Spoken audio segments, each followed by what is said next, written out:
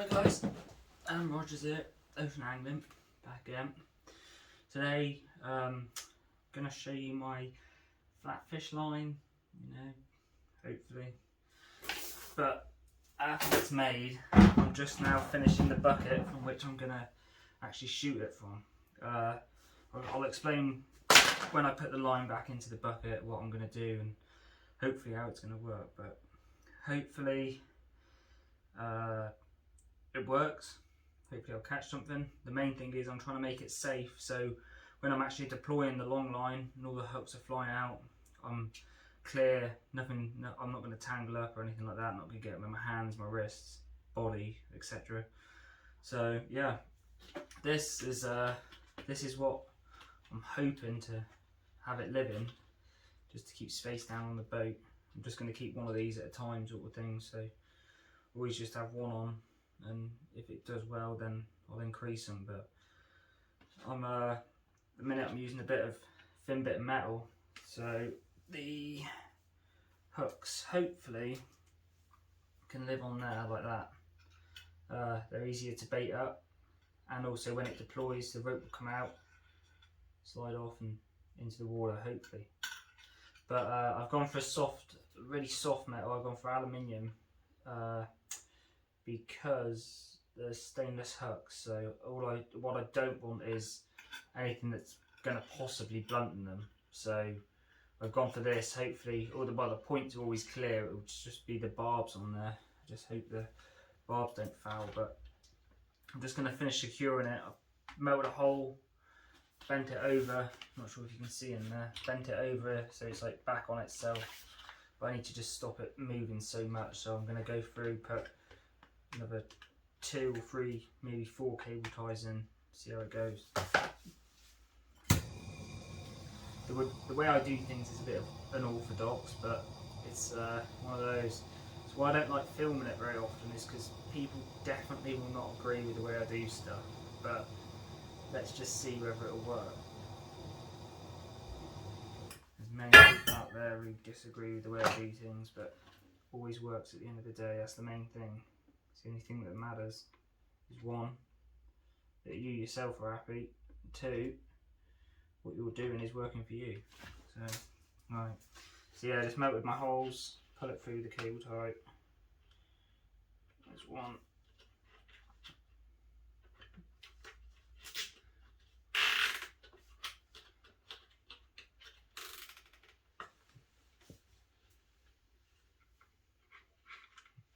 Two.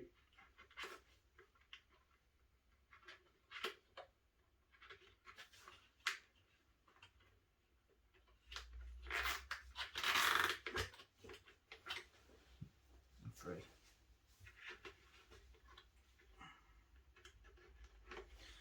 Okay, right. I'm going to leave my tags because that'll only make something sharp if I cut them off. So, right, also I'll try and put a bit of a V in it just so the hooks don't slide back off the edge. So it's like that.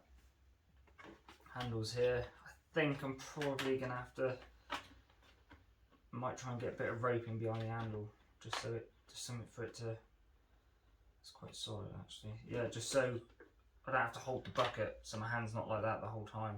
Just a bit of rope just so it'll give it a bit of tension. Okay, so this here is the end. So this is going to be the last bit of my long line, which comes out. I've made it out of, what have I made it out of? I think I've got the line here. No, I don't. I made it out of paracord line, so it's quite thin, hopefully strong. I have just done a simple bowline with a knot on top to lock it off. The loop here, I'll when I go to tie my, because this line here is going to be sitting on the bottom, so that's just going to sit along the bottom like that with the hooks coming off. I will tie a line coming up like that. It's going to have a weight at the bottom, which I've made out of plant pots and concrete, which I'll show you later, or another video. And at the top of that rope will be my buoys, and this is what it will be tied to. That, which I've got in another video of how I weight it and how long I've made it and things like that. So I'm going to leave this first of all sticking out, just overhanging, just so it's easy to get to when I need to tie up. And then I'm literally just going to loop it all in. So I'm going to try and make it neat. Move that over while I do it. Okay, so oh god, a nightmare here already. Okay, so as I've gone on, I've taped bits of lead to the rope just to make sure it sits along the bottom. This is only going to be fishing sandy bottoms, so I can pin this right to the floor if I want. Maybe a little bit rocky, but or on the edge of the rocks and the weed, but we'll have to see. I've gone for the high vis or the yellow electrical tape, just so I know once all the hooks are out that I'm coming up to the end of it and I need to throw the other anchor line in before it snags. So that's the main thing, is also not having it and making it aware that I'm coming up to the end of it and the anchor's about to come over and drag the rest of the weight over. I've actually done two. This is the second one here. Again, just a big bit of lead going across. So I'll keep spacing it in like that. And this is my first hook, I believe. Hopefully, somewhere. And this is what I've done. So when it's come to it, there is a trick for this which I'll probably show tying it in another video. I've gone 2 knots either side, stainless swivel so it lasts. My snoods I've just made literally loads of snoods, looped them over each other, pulled it tight like that.